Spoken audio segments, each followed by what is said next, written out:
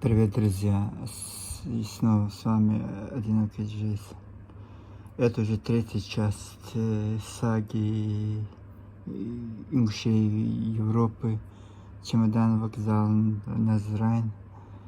Что-то сегодня у меня, как бы я ни старался, не получается в одном видео все это вам осветить. Какое-то ингушское проклятие. Ну вот такое. Еще не вышел на улицу. Видите, Бангкок. Давайте я вам немножко покажу. Бангкок, не стоит, наверное, не стоит. Потом я как-нибудь выйду, вам все это буду, вам-то не так интересно. Там 10 человек, 20 человек посмотрят и все. Поэтому нет смысла бегать по этим улицам красивым с камерой. И то, когда на улице такая адская жара, и ты с камерой бегаешь, наверное, людей это раздражает, я не знаю. Просто хотя я могу сказать, что я блогер, я могу спокойно вести на любые темы, точно так же, как с вами сейчас говорю, мог бы сесть на телевидении, где угодно. Вам кажется, что я заикаюсь, что мне очень сложно говорить. Нет, мои. Просто это, знаете, когда ты хочешь все высказать, и когда тебе, я же никогда не вел общественную жизнь, вот так, не давал интервью, поэтому, как бы сказать, нет опыта большого, вот это же как и любая другая работа. Любая работа, водитель такси, он учится и спокойно водит эту машину. Пилот самолета то же самое, учится спокойно водить этот самолет. Потом точно так же я. Если я бы действительно с самого начала, если я взял с собой, что я блогер, и по-блогерски начал бы все это снимать, пересказывать, был бы совсем другой результат через год. Но я-то это начал для себя, что я не буду говорить. Да, моментом, может быть, это речь ровная, но это они равнодушный человек. Я живу себе в Европе, очень красивой стране, очень шикарных апартаментах. Знаете, мне ничего не надо, ни от кого. Я не должен никому, и мне никто, они должны. Но вот можно наслаждаться, встречаться с этими ингушами, делать вид, как я делал раньше, что все хорошо, все прекрасно. Потом ты видишь, что я же очень наблюдательный человек. Если вы со мной по улице будете ходить, вы в шоке будете. Вот я, когда на улицах иду, я вижу спереди, вижу двух сторон, почти все я вижу. И я иногда сзади даже иногда успеваю посмотреть сзади, что происходит. Тут полностью обзор я схватываю. А есть люди, которые идут на улице, даже спереди не могут увидеть конкретики.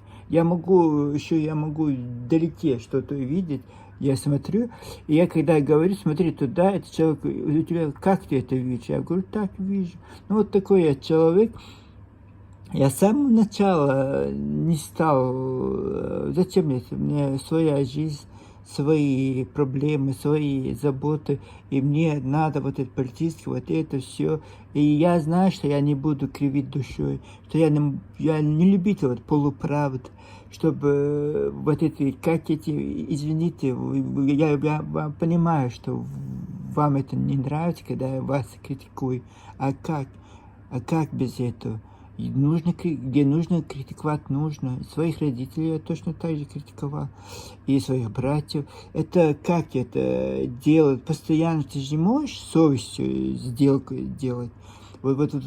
Если у тебя есть несколько жизненных выборов. Я я честный человек, порядочный человек.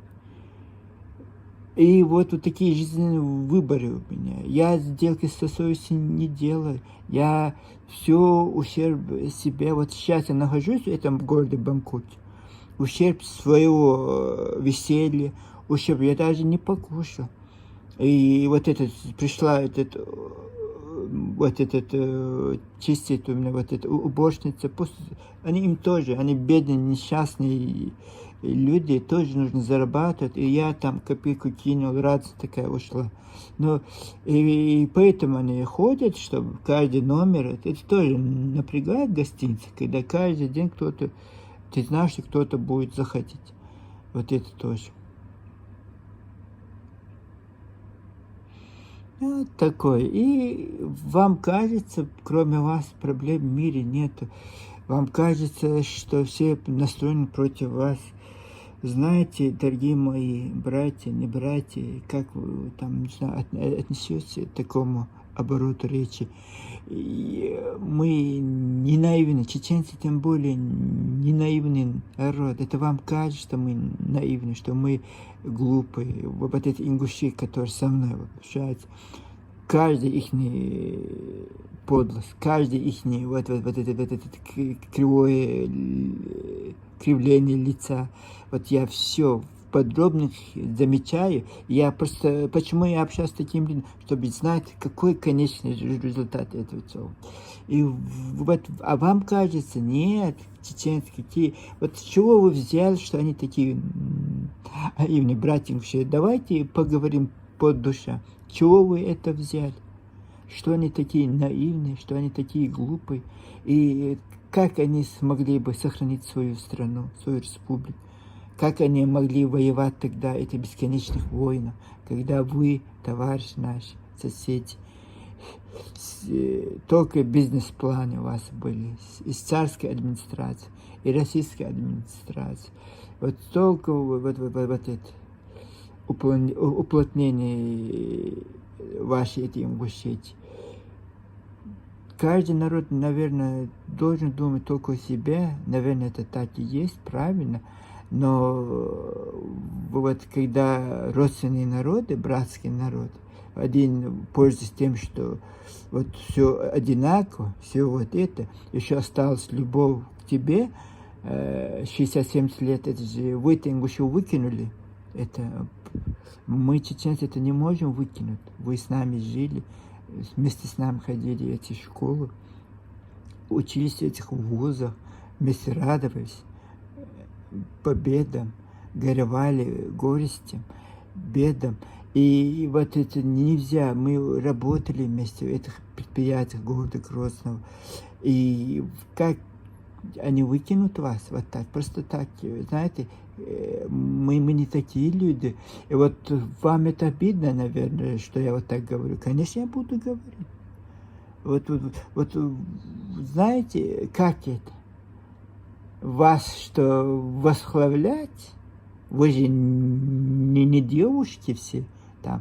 Понятно, если были бы замужние, я не знаю, какие-то, бывает, у нас тоже есть какие-то границы, нельзя все говорить отцу, матери, там дяде, тетечке, вот какие-то есть границы разговоры, всего. В принципе, можно эти границы соблюдать, вести такую речь, обороты речи. Но с вами же это тяжелый случай. Вы же все, как вам сказать, проходимцы. Вы же чеченцы, ингушеты так хорошо вот это все. Вот чего, если вы к нам не касались, вы, если вы с нами не жили, вы, как это осетины, как это грузины, даже как это дагестанцы, никакого отношения нам не имели, я бы не возмущался тут. Не только вы в Грозном ингуши жили азербайджанцы, армяне, украинцы, русские, даже эти евреи. Почему притязание к вам? Почему мы хотим достучаться до ваших святостей? Потому что вы, являясь самая малочисленная группа населения Чечен-Ингушской ССР, 5% вас не было. 1 миллион 300 тысяч населения, 1 миллион чеченцев, 300 тысяч русскоязычных, вас не было там. Я не знаю почему, вы тоже, я сейчас удивляюсь, как это. Казалось, вас много, но вас, оказывается, нет. В самом Назранском районе, скорее всего, вот исконных ингушских землях людей вообще не жило, скорее всего. там, если 30 тысяч, 40 тысяч жило, это Азрань, и то там, наверное, было что-то вот такое. Потому что основное население, самое большое население в городе Грозном, Владикавказ тоже, и потом на территории Чечено-Ингушской ССР вы не жили, чеченских имеется в виду районах. И вот этот пригород Осетии был. Почему вы не жили в своей Ингушетии, в своем Назранском районе, тоже непонятно. Вот поэтому к вам притязание, потому что вы там жировали, вы веселились, вы ходили по этим дискотекам, по этим клубам, по этим, я не знаю, раньше их так сильно не было, но все равно было, в Грозном было вот это. Я же тоже студентом там был. По мостовым, там грозненские мальчики ходили, там очень много русских девушек было, вы все толпом ходили по этим улицам, чтобы кого-то закадрить. Я извиняюсь, конечно, за такие подробности. Но вот такой. Жизнь была очень... У девушки была шикарная жизнь, у парня была, у мужчины, женщины, у бабушки, дедушки. Вот. У вас вот свой круг общения, своя работа, свои учебные заведения, свои магазины, свои супермаркеты. И вот эти люди, которые вот именно Чечено-Ингушетии, эти в Грозном жили, вот это, к ним претензии, к ним мы обращаемся. Почему у вас черствые, почему у вас такие черствые души? Хотя бы одним вот эта благодарность, помните, это Чечено-Ингушская ССР. В этой Осетии, это пригородный район, Владикавказ не можете забыть. Там уже прошло 80, почти 90 лет, как вы не там не живете, до сих пор вспоминаете подробности, до сих пор вы не можете это забыть. А вот Чечено-Ингушетию вы забыли, город Грозный вы забыли.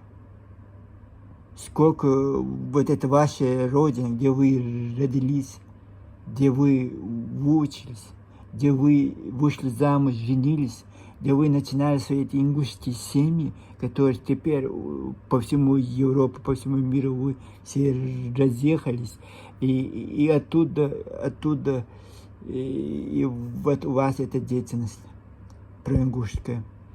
Претензий к вам никаких. Днем и ночью говорите про эту Ингушетию. Флагами окутать эти ингушские флаги, бегайте по этим улицам. Претензий нет. А почему у вас какой-то это высокомерный, какой-то, как вам, очень сложно это объяснить, я-то это понимаю, какой-то вот этот брезгливый, какой-то, как будто бы мы люди второго, третьего сорта.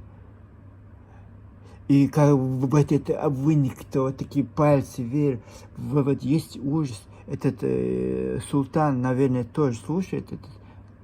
Как ты, вот я знал, что ты взрослый человек, поэтому я с уважением к тебе относился. Хотя я 100 раз сказал это твоему ингушу, пожалуйста, не надо, потому что не нравится мне это. Вот у меня были чеченцы знакомые, вот так вели себя. Я их заблокировал, уже 100 лет с ними не общаюсь. Я объяснил ингушу, скажу, мне не нравится его резкость, он так это бесцеремонно ведет эту речь, так нельзя в обществе разговаривать.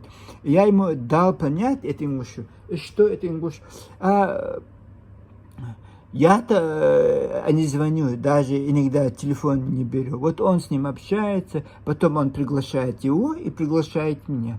Конечно, там будет конфликт интересов. Вот это другое прикидывается дурачком, это второе, но он моложе. Помоложе мальчик. И прикидывается дурачком, знает, что вот какую-нибудь тему затронем. Конечно, вот это про Чечню. Вот как он вот, про чеченцев говорит. Почему я должен молчать? Я, скажи, просто хотел уйти. Вот, ничего не говоря, просто эти манты, мы кушаем эти манты. Я просто скачал, хотел уйти. Потом вот надо, сейчас я это сделаю. Сейчас я не буду церемониться. Сейчас я не буду ущерб себе. Вот человек меня не уважает, мой народ, значит, он меня тоже не. они уважают. Значит, этот человек ущербный человек. Вот ваша ущербность это налицо. Вот это мы хотим показать всему миру. Вот вы очень кипятитесь, вот меня вы боитесь. Вы мое лицо не видели.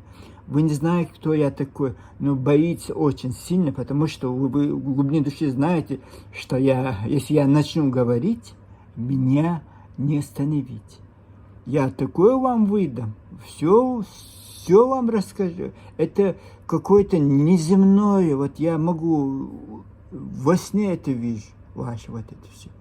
Как это, я не знаю, как это получается, что-то неземное со мной происходит, потому что я просто лучше не говорить, лучше, чтобы вы не знали. Поэтому вы будете бегать, искать меня. Вот это вам не нравится. У меня 500 подписчиков, даже, а не 200 тысяч какой-то Артема Плато, которого вы не пустили в митинг. И я это, скорее всего, он увидел. Артемка, беги, беги, вот это я выпустил ролик. И уехал в Болгарию.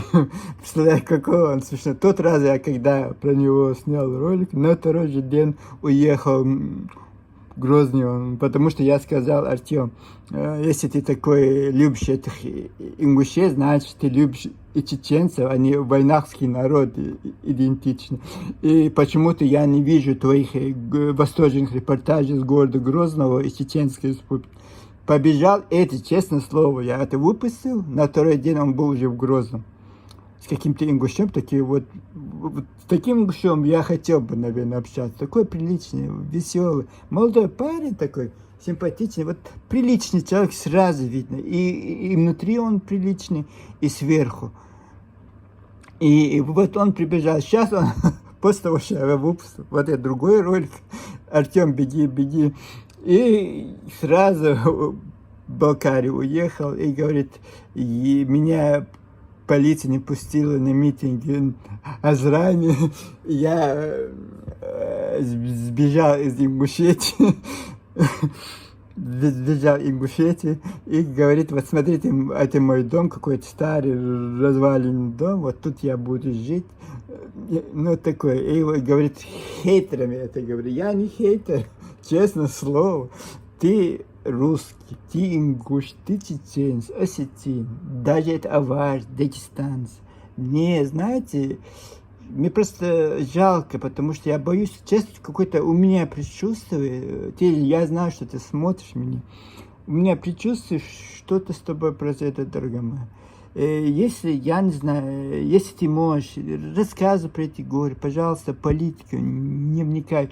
У них вот эти ингуши, пусть они за себя, они же мужчины, пусть они за себя будут стоять, пусть они своих коррупционеров разоблачают. Зачем ты, русский, молодой, симпатичный, красивый, жизнерадостный парень, должен себе, из-за того, что эти ингуши тебя зомбировали, и ты должен свою жизнь, я не знаю, испоганить, как бы сказать. Вот от тюрьмы, не надо, как это, есть русская пословица, от суда, от тюрьмы не зарекаться.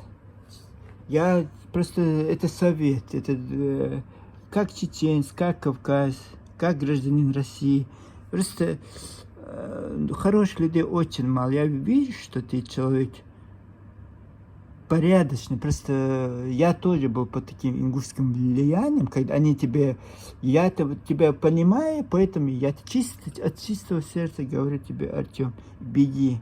Чемодан, вокзал, Ростов, не Болгария, не Адыгея, не Дагестан, не Чечня, не Ингушетия.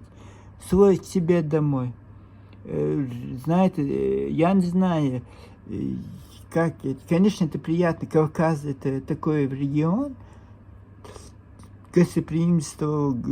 Я не говорю, что ингуши плохие. Просто среди них есть люди, которые, вот то, что я объяснял, жили в Чечне, Ингушетии, жили в Северной Осетии, вот, и вот какое-то, не знаю, зло вот против чеченцев, они, наверное, тысяч лет копили эту злость, вот они не могут остановиться, сколько оскорблений, сколько неприятных вещей. Так нельзя делать. Даже мне, вы не видите мое лица, но я же человек, вот нельзя, я же ни одному ингушу, сколько гадостей мне не написано, я их заблокировал сотнями, и просмотры у меня упали из-за них, они разгоняли мои видео, вот я их заблокировал, вот вы сейчас очень мало видите, и то стараются писать, ты заика, ты это. Хорошо, я заика, я обиженный.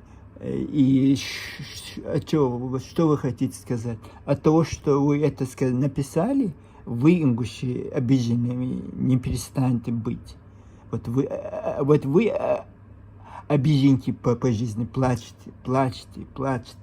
Разве мы, Кавказ, не мужчины? Вот когда вам нужно, вы одеваете эти свои брюки, штаны, становитесь мужиками, папаху оденете, вот когда выгодно вам. Вот, когда, вот я просто хочу посмотреть, это, конечно, не мое желание. Вот просто хотел бы, вот результат вот это Артема, который сейчас побежал в Болгарию, и вот говорит, вот они хейтеры. Мы просто тебе объясняем, кто ты, кто они, кто ты. Жалко будет приличного русского потерять. Тем более ты такой хороший мальчик, такой сладенький. Ты не жил в этих горах. Это Алтайские горы, другие горы. Это романтики. Там нет этих страстей, которые есть у нас. Подлости, игры. Тут, ой-ой-ой, не только это, я про чеченцев, очень много интриги, вот кавказские интриги, очень многие интриги у них. То невеста с Марнаной, с Марда, то дядя, тетушка с своими сестрами, братом. Вот интриганы, вот приличные люди всегда приличны в любом вот этом. А вот есть люди, которые не могут без этих страстей. Поэтому я посоветовал тебе бежать оттуда как можно побыстрее. Ты это воспринял всерьез. Я не думаю, Болгария тоже. В этих горах ты не спрячешься от этих ингушей. Они придут к тебе в гости и снова тебя загипнотизируют. Да, я не хотел, чтобы пропал такой приличный человек, как ты. Я никому не желаю плохого, если честно. Зачем желать плохое людям? У каждого сейчас человек живет своей жизнью. Даже это Артем, взять его. Какой-то несчастный, честно, мне его жалко. Поэтому я к нему так. Хотя я говорю что-то, но я всегда доброжелательно отношусь к этому парню, потому что жалко его. Какой-то несчастный человек, если честно. Жалко его. Жалко. Потому что нормальный человек так, по-моему, даже вот с таким, ты такой умный, такой грамотный, уехал бы за границу Франции, остался бы, кто тебе мешает жить? Вот это тоже непонятно. Если ты не можешь без этой трагедии, вот уедь, почувствуй трагедию вынужденного эмигранта. Примерно на себя все вот эти прелести этой вынужденной эмиграции. Тюрьма — это еще сладкий сон. Это только два выбора у тебя, дорогой мой. Тюрьма и сладкий вот эта жизнь. Эмиграция.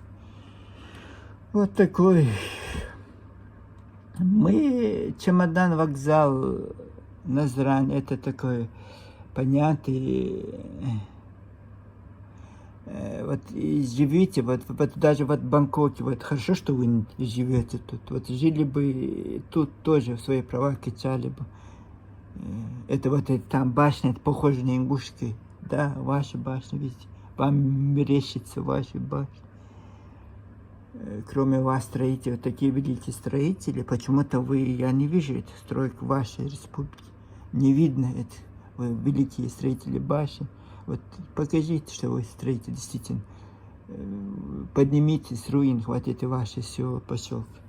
Из сельского, городского. Официально ваш 70% населения проживает в городе. Официально, по документам. У вас же все вот так. Везде вранье. А почему-то живете в этих селах. Вот это непонятно. Вот у нас городское население Чечни 36%. У вас 67, а сейчас уже 70-80, по-моему. И вот у нас в Чечне 36%. И то у нас чувствуется масштаб городов, все вот. А у вас сесть вот. Вот покажите, докажите чеченцам. Вот говорите, что мы не строители. Начните строить себе дома, школы, библиотеки. Вот такое дела. И вот Европы вот приехали, вот укор вот этим европейским ингушам. Вот живите, радуйтесь, что вы, вот у вас такая возможность появилась, что вы вот можете потом, как современные люди жить. У вас есть возможность финансовой, материальной. И что вам не хватает, почему вы должны, находясь тут, приехав за счет чеченцев, на их горе, на их трагедии, и вот получает этот заграничный паспорт, и этот гражданин Европейского Союза сразу становится ялыми, оголтелыми ингушскими патриотами. Вот проблема.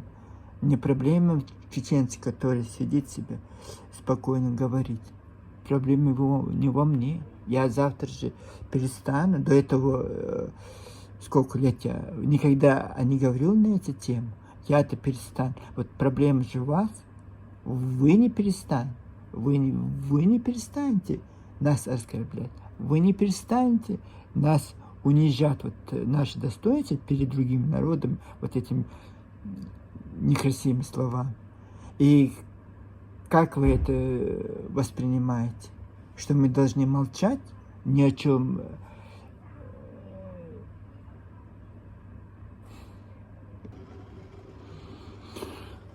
Конечно, проблема не в нас, чеченцах, проблема в вас, товарищи мужчины. И как вы, не бывает такое, что вы хорошие, вы всегда правы, вот другие неправы. Зная, может, от безграмотности вы такие, или слишком от наглости вас, вот такие наглые, что можете себе вот такое придумывать. Вот мне сложно, конечно, ваш психологический портрет описать. Вы необычные люди. Вот я-то, что я понял, что я вас не знал. Представляете, я хорошо, лучше вас знаю этих осетин, грузинов, других народов. Оказывается, своих братского народа, оказывается, я не прожил эту жизнь и не знал, кто вы такие.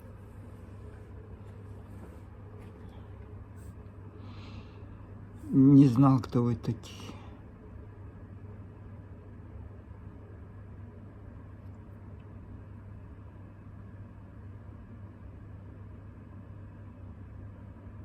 Пожалуйста, я обращаюсь к этим знакомым, вот это Артема Плато. Оставьте это русского парня в покое. Зачем вот это? Имейте совесть, дорогие мои. Зачем его эксплуатировать так нещадно? Зачем оставить? Вы хотите его под статью, честное слово, это товарищ имущий. Вы хотите этого парня под статью? Вам не жалко русского, я понимаю это. Вот вам не жалко его. Вот что с ним? Мне вот чеченцы жалко его. Потому что я вижу, что человек искренне, действительно искренне любит чеченца, наверное, и ингушей, и других народов. Вот если бывают русские ребята, вот я тоже, вот, знаете, я введено, вспомнил сейчас, я буду рассказывать, наверное, кто-то услышит, меня вспомнит, узнает, кто я такой, ничего страшного.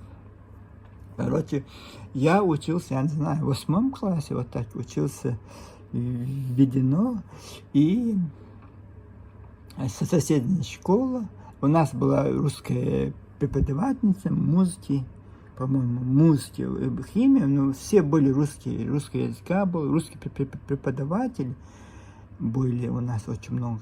И вот, и так получилось, что я смотрю, белокурый такой парень появился, соседи напротив нас еще одна школа была, старая, она сейчас, его потом закрыли, и построили новое здание этой школы. Ну и там я смотрю, это в одном дворе находились и мы, и они. И смотрю, какой-то блондин. А я не знаю почему, какой-то блондин парень в чеченском селе Ведено, в какую-то школу зашел парень блондин.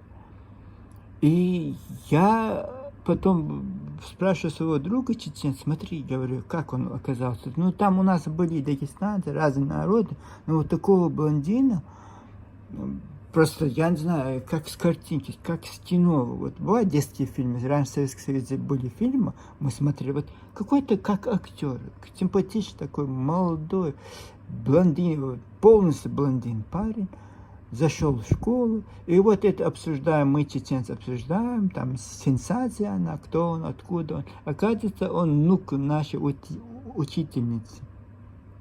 Был внук нашей учительницы. И вот этот первый фраер, Ведено, первый фраер стал Ведено, там много школ, и все уже по улице, честно слово, он идет по улице, мы вот как-то он зашел в наш район, где я проживал. Я сижу дома, на улице смотрю, просто улицу выгляну. И мимо нашей улицы проходит вот это 3-4 чеченских парней с той школы, в которой я учился. И с ними этот русский Сергеева, Михайлов звали, Сергей Михайлов. Вот он с города Одессы приехал. И чеченцы, эти парни, это я к Артему, почему веду такое. И чтобы симпатичного блондинистого парня, даже с девушками они хотят встретиться, и всегда вот этого парня вели, вот даже везде он мелкал, везде. Он никому нет, он такой простой парень был. И всегда мы, наша ученица, мы ей помогали, ходили, и вот любитель был макарон по-плоски. Как он обожал эти макароны по-плоски. Это постоянно спрашивает бабушки, бабушка, можно я добавки еще возьму? Ну, вот такой. Вот этот фраер был, бедный, как его эксплуатируют чеченские парни, чтобы добиться статуса, там, не знаю, расположения девушек. Вот такой был знатный парень, очень симпатичный, красивый. И лгун был большим, ужас. Он потом с моим другом, мы стали друзьями, потому что их бабушка, наша учительница. И вот ходил, врал он страшно. Он говорит, я был на китайской стороне. Его отец, конечно, был. Там он матрос, отец матросом был. Но он врал, еще, оказывается, еще и младший брат оказался. Тоже красавчик, приехал, Ведено там, заспал. Вот это то же самое, эти ингуши. Оставьте это Артема в покое. Зачем его эксплуатировать нещадно? Да, добились своих целей, да, немножко рекламу сделали. Но зачем человека под статью гнать? Это не мирные забавы чеченцев. Видено парней, которые, чтобы поднять свой авторитет, брали с собой этого симпатичного русского блондина. Он же из города Одессы такой был. Как Андрей Миронов. Почему я вспомнил? Это как Андрей Миронов, тогда икона советского кино. Он тоже такой был. И очень похож. Он вел себя такой спесивый мальчик. Ну и, конечно, я тоже был. Если я был бы блондином, экзотикой, конечно, вел бы себя так. Ну, такое. Это зря ты, Антон, слушаешь меня. Лучше приезжай ко мне, честное слово. Мы с тобой чечене ингушские, как это сказать, как этот мужчина, который хотел создать ассоциацию, сделаем европейскую за дружбу великих двух народов. Без помощи русских нам никак. Они нас не хотят слышать, они нас не хотят видеть, они презирают нас. Может, ты, русский, маслат между двумя братьями сделаешь. Я был бы очень благодарен тебе. На такие обороты речи. Ой, 2 поезда едут. Вот меня это отвлекает. Метро земное, вот странно они сделаны эти рельсы. Представляешь, 2 поезда вместе идут. Вот это, как это? Странно сделано. Потом они в разные стороны отъедут. Вот такие дела в нашем Бангкоке. Живите этой Европы, трудитесь. Мы вам никаких претензий. Вот учите своих детей иностранным языкам, копите эти деньги. Все равно это в нашу казну. Если вы будете своим родственникам помогать, давать, я не знаю, это благополучие нас, это наше будущее выкладывайте. Что чеченцы, что ингуши. Мы соседи. Вот это все сказано. Конечно, я хотел бы, чтобы вы жили в Якутии где-нибудь далеко, чтобы я мог сказать, все, ингуши для меня никто, и они живут там за 1000 километров, goodbye. Я не могу так. Это мои желания никогда не исполнятся. Вы наши соседи. Точно так же признайте, что мы чеченцы, ваши соседи. И признайте свою ошибку. Вот вы не хотите признавать. Лгать это некрасиво. Это не к лицу мужчины. Грязные слова писать, грязные тексты, где это обороты русские, вот это, как это русские матросы, вот это какие-то тюремные зеки, вот это писать, это грязные слова. Это не к лицу ни девушки, ни парня, ни мужчины, ни женщины, ни старику, тем более старушки. Вы думаете, вас никто не видит, и вы можете что угодно писать другим людям. Это так нельзя делать. Так нельзя. Поездовое движение этих поездов, я-то их вижу со всех сторон. Ой, давайте я небольшие минутные сделаю. Хочу кофе сделать себе. Вот такие дела в нашем квартале. Зачем усложнять себе жизнь? Вот я этого не пойму. Никак не могу понять. Зачем нужны эти трагедии? Зачем нужны эти переживания? Когда можно спокойно жить. Никому не мешая. Вот вы же живете у себя дома. Вот, хотите, чтобы другие тоже так к вам относились. Вот ваш сосед без разрешения там что-то возьмет. Вот это вы же возмущаетесь. Если кто-то на вас наговаривает, вы же тоже возмущаетесь, говорите, это неправда, это зачем вы так, вы нас не любите. То же самое, вот между нами, двумя народами, происходит то же самое. Вы несправедливы к нам. Вы не забывайте, мы жертва, дух. Вот до последние 25 лет дух воин. 30 ваших ингушетий, сколько лет-то. Вот 2 кровопролитные войны. Почти стерли с лица земли наша республика. Мы многострадальный народ. Вы не ставьте, даже, я не знаю, даже где-то в чем-то ошиблись, что-то мы не так сделали. Это не такая сильная обида, его можно заглотнуть. Ради всего, ради, не знаю, у вас нет этого. Вы наоборот, как вот этот коршун, как шакал, сразу прибегаете и радуетесь вот это. Делаю я вот этот ролик, который я выпустил про этих 92 про события осени 92 года, сразу прибежали. А где вы были? Если вы такие братья, почему вы нам почему мы должны вам помогать? Почему мы при чем были? Что, на Назране не жили ваши ингуши?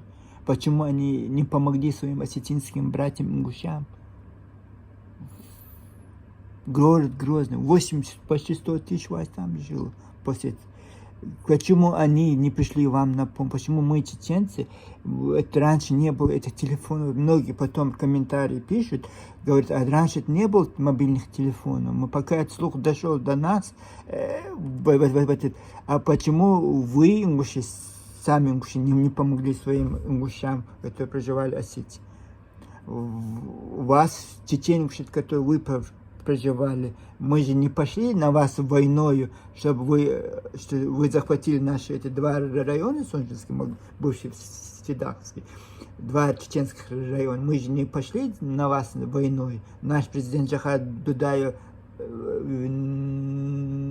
на вето парламента, потому что мы искренне считали вас братьями, поэтому мы и захотели вот этой драмы. И у вас получился это такое. Почему вы сами ингуши? Вот какая наглость, какой бесцеремонность. Хотите, чтобы мы это заглотнули, ваши вот эти притязания? Вам стыдно? Где вы были?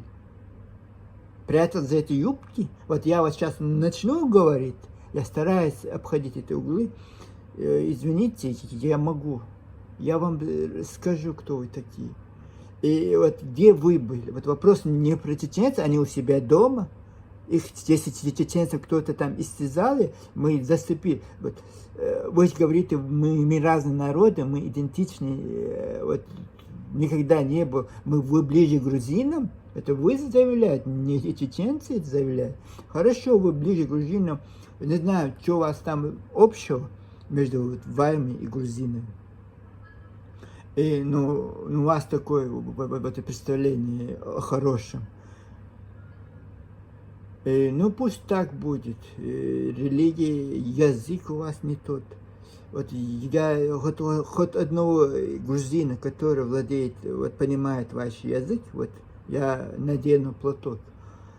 Если хоть один грузин, хорошо, вы братья грузинам, вы идентичный народ. Вот хоть один грузин, который поймет вашу речь, а мы, чеченцы, это понимаем. Это значит, мы, ваши братья, братский народ, мы одна семья. Нет, у вас другие приоритеты. Сделали вид, что вы обиделись. Вы просто искали повод для обиды. Вы далеко не пошли. Вы сразу забыли это Осетии, сразу забыли про этот пригородный район. Фальшиво построили мемориал Назрани для красоты, этот Буцерия. Вот я не пойму этого человека. Он тоже, по-моему, по-своему, с головой этого человека, наверное, не в порядке. Потому что хорошо, 900 могил, вы посчитали, 900 человек убито. Вот мы не видели, что 900, знаете кто? Когда Семашки убили российские войска, 400 жителей, это был кошмар. Сколько это было трупов? Вы даже не представляете, 900 трупов, это сколько трупов это должно быть, где это должно быть зафиксировано. Там же кадры кинохроники присутствуют. Вот да, 10 трупов, 20 трупов, 3 трупа, 2 трупа, 1 труп, обычно 1, 2. Нет это массового, где вы этот мемориал построили, для чего? Для чего вы его построили тогда? Если не можете это мелкие обиды забыть.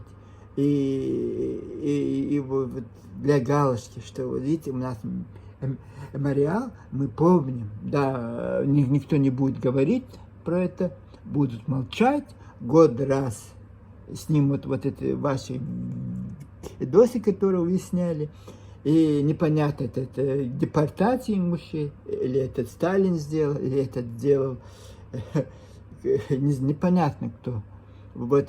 Трагедия осени 92-го, вся история. Это нечестно. Вы как в шулере играете, это нечестная игра. У вас же нет этой искренности, у вас же нет этого. азарт есть, потому что легко получили 2 чеченских района. Вот вам показалось, что как это легко можно, оказывается, сделать, прикинуться братьями. Вот это, как это легко можно развернуть. И вот сейчас у вас слюни текут на этот Ачхай-Мартан и Сирноводский район. 2 района у вас в будущем плане. А есть еще, если хорошо карты лягут, еще 3 чеченских затеречных района: Шелковская, Наурская и Натешная. Вот 5 районов у вас сейчас в планах. Вот это я видно по вашим всем вот это. Вот 5 районов. У вас 2 района. Вот первая очередная, вот сейчас был Малгобекский, Сужинский, сейчас Сирноводский, вот Ачхай-Мартановский. И потом, если карты лягут, и дальше пойти. Потому что это не сегодня, это будет потом годами, через 100 лет. Точно так же 100 лет назад, 150 лет назад вас не существовало. Никакие границы, никакие области. Военные по картам. Вы входили, даже вы не входили. Вот на этой территории находился военный Осетинский округ. Вот не было Ингушского округа, ничего не было. Военный Ингуш-Осетинский округ. В 1840 году. Вот эти знаменитые бережи, которые действительно есть географом, вот на его картах вас не обозначат. Представляете? Даже на его картах 1880 или 90 вот, нет народа ингушей на карте. Другие народы присутствуют, а от вас нет. Вот вы сейчас, я смотрю на вас, ни словом, что была большая Чечня, маленькая Чечня, ни словом, это не говорит. Всегда говорит, вот территория, если сказать, это была Малая Кабарда. Да, Малая Кабарда. Малая Кабарда это не была, это была Малая Чечня. И вот эта карта-то есть, мы-то можем это посмотреть. И вот так вот. Я не знаю, кому-то хочет, чтобы вы были наши братьями. И я иногда бывает разочарован. Я уже разочарован в вас. Мне, скорее всего, ближе это Осетия. Вот этот парень у меня жил, 1,5 года прожил. Какие сейчас я, какие у меня чувства. Вот я с этими ингушами 10 лет общался, нет вот этого тепла, который исходил вот этого моего знакомого, вот этого осетина, который жил у меня. Вот светлый, добрый, памятный. Вот, да, он не был идеальным человеком, были у него вот эти вещи, поэтому мы с ним и расстались. Я его сказал: извини, пожалуйста, я не смогу дальше о тебе заботиться, потому что это забота. Когда ты пускаешь в свою квартиру чужого человека, ты должен и кушать, все это забота. Я говорю, я как брата тебя принял, потому что мне чечен сказали помочь тебе. Ну вот так мы и расспросили. И то сейчас я теплотой вспоминаю про этого Евстигнеева, и Евстигнеев Денис, если ты слышишь. Евгений, Евстигнеев Евгений, по-моему. Да, Евстигнеев Евгений, по-моему, был. Мать русская, скорее всего. Но мусульман, осетин мусульман он был. Вот такое. Такие дела. Вот про ингушей я не могу доброе слово сказать, потому что единственное в школе, когда мы учились, вот этот парень до сих пор, когда его приехал домой, надо же такое случиться, введено. Первое, я удивился, когда я его встретил на улице. Мы узнали друг друга сразу. Честно слово, узнали. Он, наверное, по моему лицу узнал меня, а я его, вот, как он был, так и остался. Сколько ему лет, ужас. Как молодой парень. Вот этот ингуш, да, это порядочный, приличный, потому что всю свою жизнь он прожил в Чечне. С чеченцами общался, или отец, или мать была ингушская, или чеченка, я не знаю, как это. Но была совместная семья, интернациональная семья, скорее всего. Потому что, видимо, он бы не поселился, если отец или мать не был бы иченцем. Но в Грозном, да, жили они. А такие дела. Бедный Бангкок. Сколько страстей. Вот я приехал, и столько проблем на тебя завалил. Этих ингушских. Вот так приезжают эти люди со всех этих уголков земли. И вот потом отрывается нам это. Давайте немножечко вам вид. Ведь все равно мы же в современном красивом городе находимся. Просто вы, если писали, что вы хотите увидеть, я бы вам снял бы. Все это написал бы, рассказал бы. Ведь снизу идет есть транспорт. Мы очень высоко поднялись, конечно. Если мне небо нравится, бангкокское небо, очень такое симпатичное. Вот это вот небоскребы, они видят, что я возле окна стою, не могут понять, какие страсти у меня происходят в квартире. Потому что у них есть вот снизу, я вижу, выходят на эти балконы, вот Сиам Патухман хаус, Сиам Пиват, Сиам Скейп. Вот такие сиамские страсти у нас в Бангкоке. Что-то я кофе сделал, но не пил.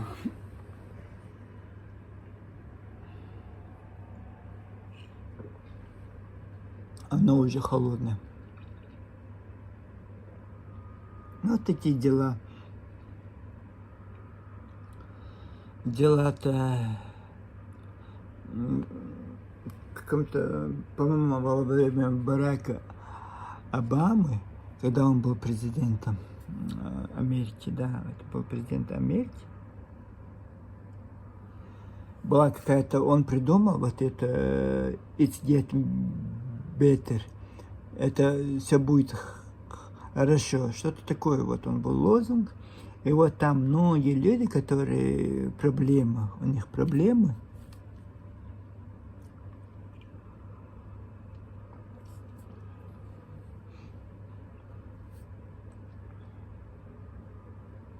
вот, и вот это в Ютубе начало 2010-го, вот 11 года, вот очень много было роликов, вот они выпускали ролики вот этим слогом It's get better. То же самое, будет, наверное, хорошо, скоро страсти улягутся. Неужели они меня видят, что я возле окна? Я же веду репортажи целый день.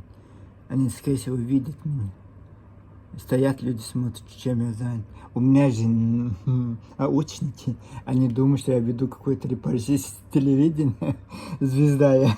Короче, звезда. А я думаю, я очень высоко. 30 этажей будет, но они видят меня, оказывается.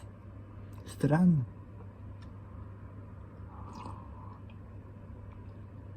Мужик стоит, смотрит.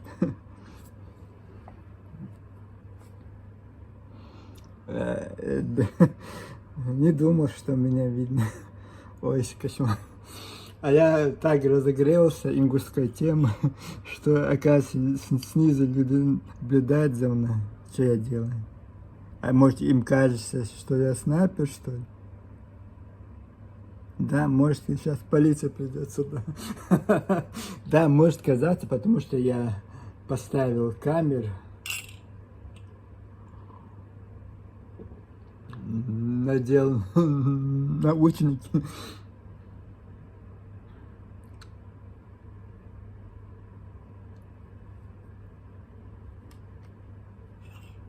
Видите, сколько подозрительных людей. В наше время, сейчас вот это Америки, не в Америке, а в Англии двое поезд сели с ножами, несколько человек убили, десятки ранили. Вот люди сумасшедшие много. Хорошо, что это не Америка, где каждый человек имеет право носить огнестрельное оружие. Вторая поправка Конституции, по-моему. Вот тут пижон зашел, это мое напротив здания. белый, весь белый костюм. Белый-белый костюм и темные вот ботинки.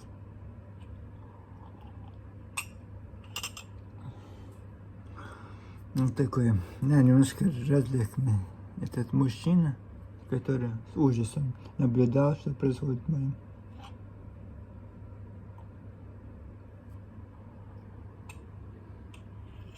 Хотя небоскребом, но все равно.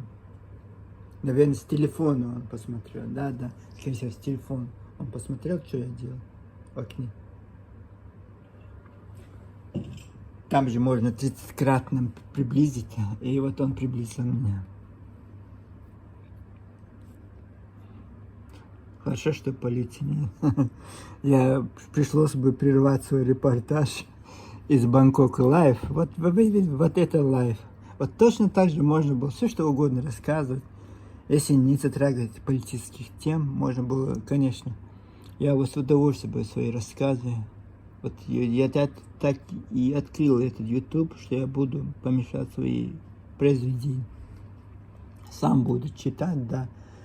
Там просто надо научиться. Смотрите сейчас, как я спою. Когда меня ничего не скрывает, вот как легко мне, вот могу даже, если я сейчас начал бы, пошли я голодный, ничего не кушал, и мог бы легко вот разговаривать, вот точно так же можно было, конечно, и свои произведения читать.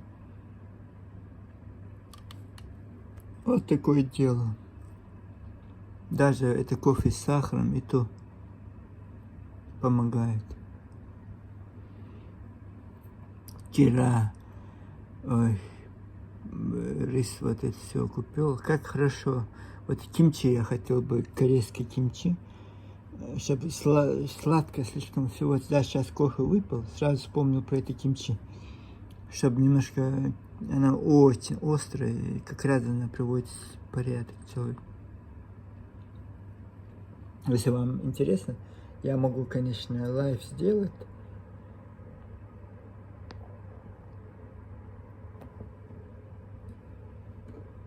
Смотрите, как это выглядит. Сейчас поезд пройдет по этим. Смотрите, между зданиями. Это между зданиями. Вот они, вот так это, оно будет идти, и вот сейчас он закончит тут. Сейчас туда, смотрите, там промежуток у него, по-моему, где-то. Да. Вот сейчас он пройдет этот поезд, пойдет, смотрите. Вот так. Да, интересно, даже мне очень интересно. Я окна не могу выходить, потому что мне нравится эта локация, топ-локация. Вот так по огромным городу, по крышам ездят эти поезда. Очень интересно. Очень интересное решение. Снизу машины, сверху метро. Вот такой вот город Грозный. Я так думаю, вот если он миллион там большим городом станет, 500 000 уже говорят, скоро будут. И вот это решение вот этой проблемы города Грозного, метро, там же нет ни трамвая, ни троллейбуса, ничего. Только вот эта маршрутка, они портят вид этого города, красивого города. И надо вот задумывать, вот хотя бы по центральному, видите, вот это снизу машины, там двухъярусная вот это, смотрите, машина, сейчас вы видите, снизу машины. Спокойно себе ездит по этот рама 1, вот этот участок, видите, где это проложены рельсы. Это самая центральная улица Бангкока, рама 1 называется она. Это рама их король, рама 1, рама 2, рама 3, вот так оно идут. По-моему, сейчас рама 10 у них король. Там сперва идет рама 10, и потом имя, фамилия, видите, вот транспорт. Смотрите, какой бурный транспорт. Ну, это большой мегаполис, поэтому у них вот такой транспорт. И вот сверху метро. Сверху метро. Даже там вдалеке можно увидеть. Видите, вот здание. Я, в принципе, какой я лентяй, я мог бы вам еще красивую локацию сверху. У нас вот на крыше бассейн, и я мог бы полностью локацию вам показать. Но это, скорее всего, я потом сделаю специально, надо выйти и что-то поснимать. Видите? вот отходит поезд. Очень удобный транспорт, видите, он снизу идет, сверху оно идет, видите, два яруса стоят, потом сверху идет другой. Два яруса, видите, он пошел вниз, а вверху идет другой поезд вверх. Два яруса. А верхние это они идут одну сторону, нижние это другую сторону. Вот так построено. А не как у нас одна сторона верхняя, другая. Потому что, вы видите, вот эти ветки, они разные. Это, вот эта ветка, это метро тоже использует. Метро его использует, и использует снизу метро использует, а сверху вот этот Skyline, скоростные вот это, вот они используют. Но это вот так, метро, вот видите, снизу там идет, вот это метро я знаю, что снизу метро, а сверху вот Skyline БТС. Очень сложно, конечно, разобраться в этих тонкостях Бангкока. Но вот такой. Интересно, сколько людей тут, знаете, наши имбы, вот я сейчас сижу и говорю про ингушей, сразу прекратил, потому что сразу вдруг вспомнил про этих бедных тайцев. Вот имбы наши проблемы, товарищи, ингуши, чеченцы, русские, вот имбы наши проблемы. Представляете, такая жарища, такая на улице. Сейчас хорошо, что солнце, видите, солнца нет. Солнце. Это самая знаменитая локация, фотогеничная локация МБК-центра. Вот этот МБК-центр, вот этот огромный мол, 8, сколько этажей, это 8 этажей, вот это все здания, это мол, а сверху это типа не гостиница, а что-то там непонятно. И вот это офисное здание, скорее всего. И вот им бы наши проблемы, наши притязания друг друга. Вот бедные, несчастные, жара, в провинциях живут, в деревнях живут, у них нет ни газа, ничего. Вот за счет туризма. Вот много еще приезжает других, Лаос, Вьетнам, всех этих стран, Камбоджа, вот это Таиланд приезжает. Мало того, что своих местных, бедных людей очень много. Вот сейчас к нам зашла уборщица, она не тайка, какой-то другой национальности. Лаос, я не знаю, какой Камбоджа, не знаю, какой национальности, вьетнамка, вот китайцы, вот много национальностей тут.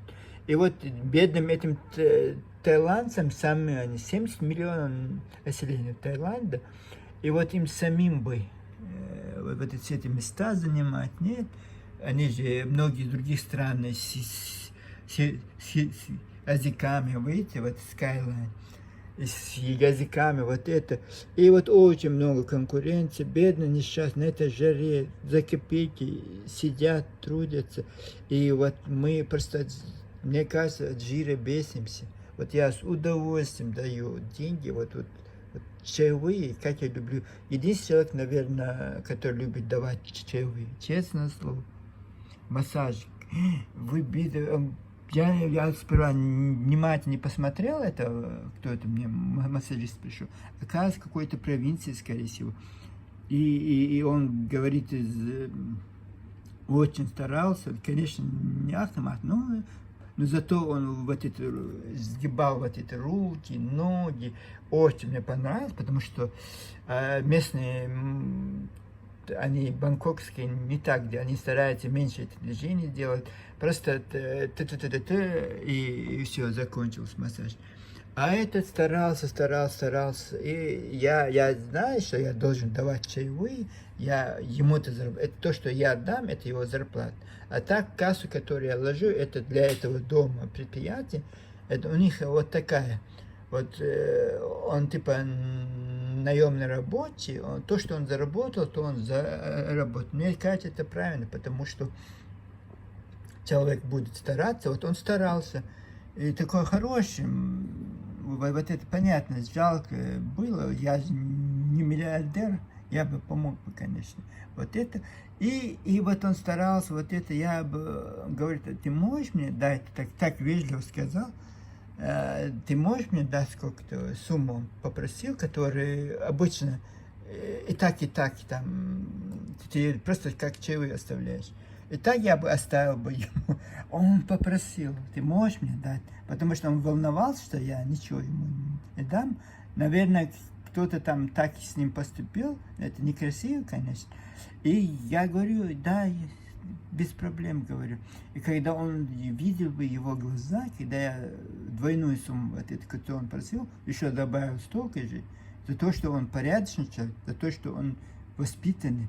И есть там тоже наглый вот это, ты даешь, который ты должен чаевые, он говорит, нет, я хочу столько. Вот бывают такие наглые. Им кажется, если ты иностранец, ты миллионер. И вот такое тоже было. А вот из этого я отдал ему эти две вот эти ставки, видел бы его лицо. Так обожаю. Это мне так удивился. Знаешь, порядочный человек, он, наверное, не встречал на своем пути порядочных людей. Вот это, думаю, да, это приличная сумма для меня. Я мог бы 2 раза покушать, но ничего страшного. Я не обеднею. В ресторан мог бы пойти 2 раза поесть. И ну чего, я эти деньги просто так отдал этому трудяги. Вот они такие бедные, несчастные. Вот им повезло, что вот Таиланд, Америка, вот Европа начали тут строить эти заводы, фабрики. Вот они как-то поднялись. Видите, как они поднялись? Потому что еще у них очень умные политики с туризма. И стараются, и весь мир сюда приезжает. Эти магазины, все это супермол, везде эти магазины. И вот они вот так привлекают людей, видите, вот даже я, туристов, вот это в транспорте поехал, тоже в бюджет этого города деньги кладу. Я где-то в ресторане покушал, значит, это частное лицо предприятие. Знаешь, вот так это, все замечательно. Даже это массажист, который 2 часа, вы знаете, я лежал и думал, бедный, вот, очень сложно, представляете, вот такая у меня была бы работа. Сложно представить себе. Наверное, у них это не каждый день вот так, загрузка у них. И они рады, наверное, вот, когда появляется возможность заработать немножко денег. Тоже надо все оплачивать. Это же город. Тут надо все оплачивать. Давайте я поставлю. Вот такое. Вот такие дела. Немножко отошел от этой темы. Конечно, я не знаю, кому обратиться, кому что сказать. Но я скажу, пора не поздно остановиться, конечно, нужно остановиться. Не надо, не нужно терпение, испытывать терпение людей. И вам кажется, многие даже представляют, в Чечне очень, у вас вообще никого нет. У нас в Чечне кандидата наук, политологии, экономики, исторических наук очень много. В Москве, в Питере, везде они работают. Это одна Танзил Чаби у вас, и все, вы приедете от радости. А у нас их море, и в Чечне, Ингушетии, и с российского очень много чеченцев известных людей, профессоров, вот это. И у нас нефтяной институт был самый главный советский, представляете, Советский Союз, огромная страна, самый главный институт был в Грозном у них.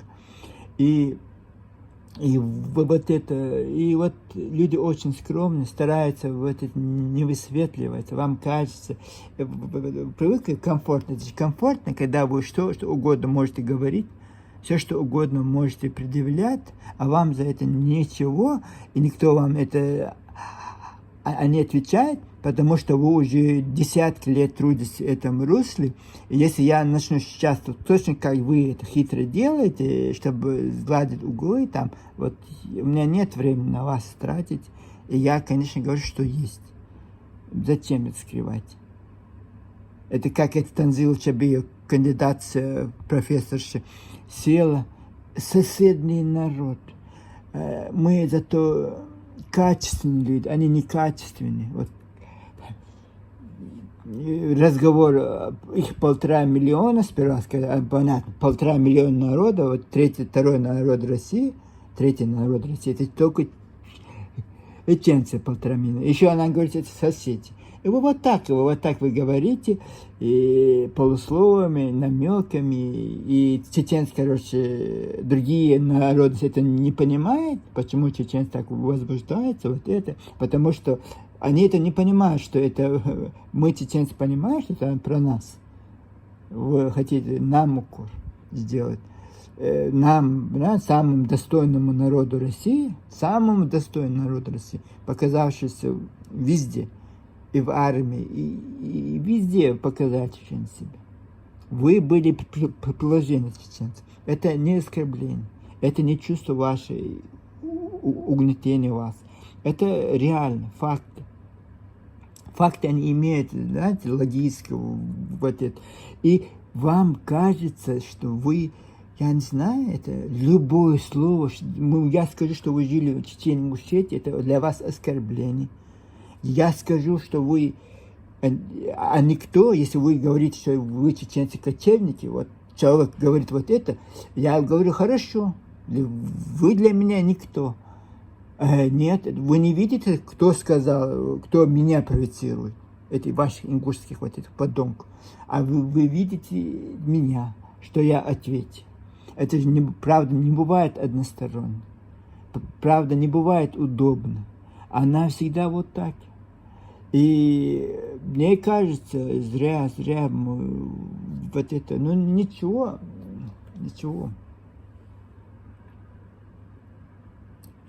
Если это правда, вот они молчали все в Чечне, когда я начал освещать, хотя у меня 500 подписчиков, но там аудитория 5-6 тысяч человек я могу собрать, если сниму ролик. Сегодня, конечно же, это 4-й ролик снимаю, очень много роликов снял. Ну ничего, зачем слава, я не стремлюсь. Кому нужно, кто просмотрит. И понятно, даже у руководства Чечни уже появляется, что нельзя прятать, как страус, но голову в песок. Я обращаюсь ко всем чеченцам. Вы себе проблем наживаете. Это если у вас не будет проблем, у ваших детей это будет проблема. Не надо прятаться от проблем, надо решать. Не надо войнами, это перестрелками, просто по-мирному, по-хорошему. Мы соседи в любом случае. Это один этот факт. Хорошо, они говорят, мы никогда не были братским народом, вы к нам никакого отношения не имеете, вы цыгане, вы кочевники, вы китайцы, хорошо, вот так будет. Но они же не могут перечеркнуть соседство. Они же кипят, что они соседи грузинам, осетинам. И вот даже вот это есть фундамент разговора, где можно просто сесть и спокойно поговорить. И я надеюсь, люди, я не знаю, сколько в Чечне это телевидение, это пресса, это газеты, это ученые, это Академия чеченских наук. Надо шевелиться, надо что-то предпринимать, не надо войной, просто кричать, что есть проблема. Мы это вот раньше, когда оскорбляли Рамзана Кадирова, мы как-то скромно относились к этому. Почему они должны оскорблять нашу главу республики? Он к ним отношения никакого не имеет. Я, как чеченец, я же по Калимату, до этого был Зязиков, Аушу. Я же никому никакие претензии. Никогда про них не говорю, что они хорошие, плохие. И почему они, вот каждый ингуш должен обсуждать Кадиру? Вот тоже непонятно. Он наш глава. Если в лице Кадирова он представляет чеченский народ, значит, вы оскорбляете весь чеченский народ. Так нельзя же. Ну что, ну как? Я не знаю с вами, как с вами вести разговор, беседу. Надеюсь, когда-нибудь этот кошмар закончится, она же не может идти без конца. Невозможно вот так достойно. Представляешь, сколько людей за это достоинство умирали, не падали на колени, сколько это фильмов, все это здесь. Оказывается, можно вот так легко одеть марку «Я ингуш, я кавказец», и на этой марке все что угодно. Так не получится, дорогие мои. Так не получится. Мы будем судить по вашим делам, по вашим поступкам, по вашим... Вот. Но сейчас я не хочу, конечно, это говорить. Вот такое вам мое послание, дорогие мои братья.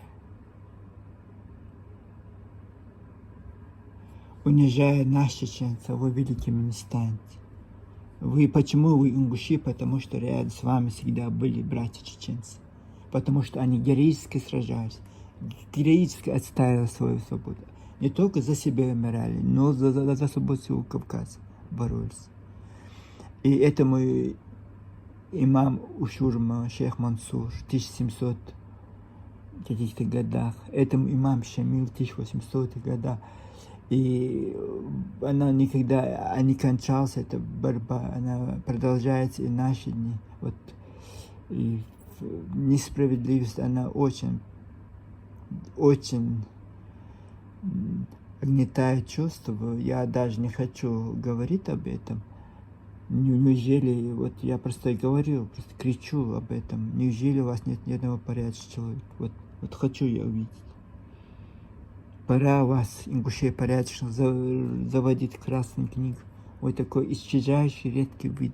Потому что вы молчите, вы делаете вид, как некоторые наши чеченцы, что ничего не происходит. Это нормально, что ваше телевидение, ваши вот это спикеры, все это Совет ТЭП, это учреждение, это не частные лица, это государственное учреждение, вот это научный институт, вот Чахти, гуманитарный, вот это все везде вы кричите, это Танзила Заурова, как Збруева, вот везде вы, Мальсагова, не Мальсагова, Чабиева, сидите в этих кабинетах, и вот вы, остальные ингуши, делаете вид, что нет, это нормально.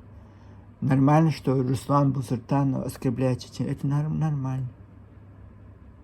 Нормально это. Идрис Абадия в своей книжке там оскорбил чеченцев, назвал их недонарод. Это тоже нормально. Танзила Чабиева считает нас количественным народом некачественным, зато мы ингуши качественный народ. Это тоже нормально. У вас очень много нормальных вещей. Это вы принимаете, молчите, и вот эта кучка вот этих оголтелых, этих пропагандистов, вот 5% этих сумасшедших на зрание больницы, скорее всего, коек вам не хватает, лучше бы этот Гуцери, чем вам это все вот это подделывал, вот это лучше больницу приличную одну, хотя бы психиатрическую построил бы, чтобы пациент, когда у него агония, если надо лечить, их нужно лечить. Великие достояния ингушей, оскорбление чечен. Вот это все ваше, вот за все, что я могу найти, вот ваши подвиги, вот эти после вашего обретения этой независимости, республики, 33 года вам, и ваши все эти подвиги вот в сторону чеченцев.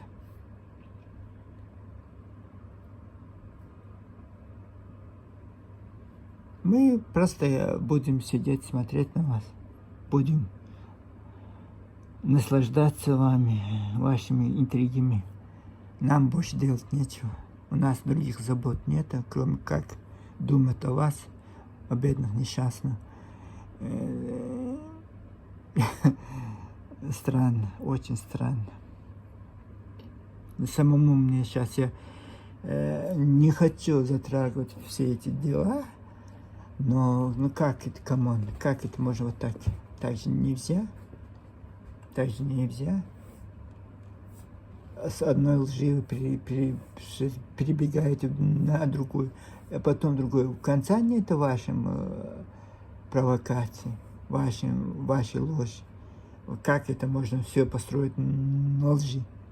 Вам вот эта женщина, вот это, я сейчас скажу, потом вы будете мне претензии предъявлять. Вот я знаю этих Зауровых, не Заурова, а Заур, осетинская фамилия, вот это Танзила, тоже, Очхой Марта наш, это все наше, да? Когда вы сидели, это Осетия, вот этот единственный приличный ингуш, оказывается, единственный приличный ингуш, который хоть как-то рот открывает, оказывается, из Северной Осетии был. Вот это Карца, вот поселка Карца, вот этот Ахмед Бархо, вот, который ни одного ингуша, который с территории Ингушетии, заступается за эту правду. Ни один ингуш. Вот из Осетии, вот один, вот единственный, вот этот Бархо, вот он есть. Оказывается, он житель Осетии. Беженец Ингушетии. Вот я поэтому, может, это сын, вот это, скорее всего, такое не может совпадение быть.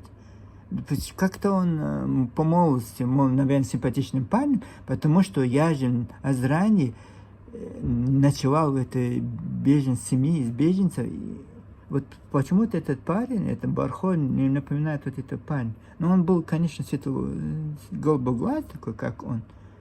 Но не может такое совпадение, что я у них ночевал.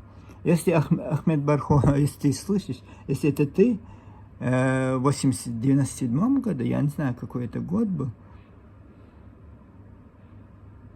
первая война закончилась, вторая еще не началась. Вот Азрани, ваш отец, привел двоих чеченских парней в вагончик, вот возле школы это было. Ни один ингуш не пустил чеченцев к себе. И вот этот беженец с пригородного района вот приютил нас не в своем доме, а вот он беженец, и вот этом вагоне, вот это возле школы стоял вагончик. Помню, это была ночь, конечно, кромешная. Мы, бедные, несчастные два чеченца. Гостиниц тогда не было, ничего не было у вас. И магаз вы не построили. Азрань одна была у вас. Конечно, впечатление меня произвело. Азрани, как Гудерми, какой-то, не знаю, какой-то провинциальности.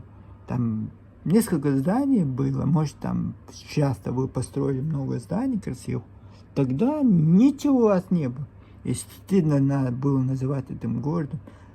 И вот как вы не по-байнахски, не по-ингушски отнеслись к двум чеченским парням, которые просто вам ничего они сделали, просто они ехали в Ростов, Грозный маршрут. Мне казалось, что с Назрани в Владикавказ можно переехать. Оказывается, у вас там такие сложные отношения, что у вас нет вот это даже вечером транспорт. В Грозный есть, а вот в Владикавказ у вас, оказывается, не было. И вот такой вот это мы оказались, там не может такой быть, чтобы это парень был он. Но он похож, если он сейчас почти под 40 лет, это Барху, сколько ему лет-то? Да, он тогда мог быть 20-летним, 18-летним парнем, который 20-летним, и совсем другой вид у него мог бы быть. Вот я не знаю, он или нет, не может такого совпадения, что это приличный человек, отец у них был приличный. Вот он из этой семьи, у них была еще, у тебя была сестра, мы ночью, ваш отец нас привел двоих парней, может, ты это помнишь, или ты, или не ты, я не знаю. Может, вы это помните? Вот такое вот странное у меня чувство. Я не думаю, что это все так должно закончиться. Если нет войн, ничего, во благе этой страны трудиться можно. Вот с ума ты сходишь, это из Европы, тебе больше делать нечего. Отправляя Сага, это деньги обездоленным ингушетям, это старушкам, это сиротам. Сейчас война в Украине, очень много сирот. Вот в свою этой деятельности какой-то благотворительный фонд откройте. Я не знаю, чем-то полезным занимаетесь там. Они вот этим открывают эти сообщества против чеченцев. Вот. Войну чеченцев обвинить.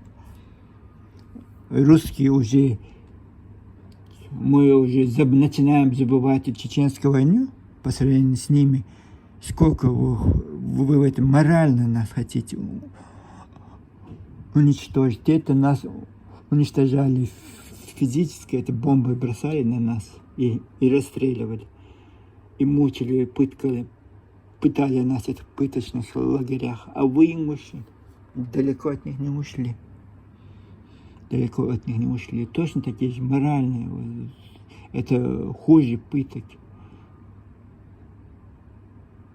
Видите, там на небоскребе написано «Welcome to Bangkok». Вот такое дело.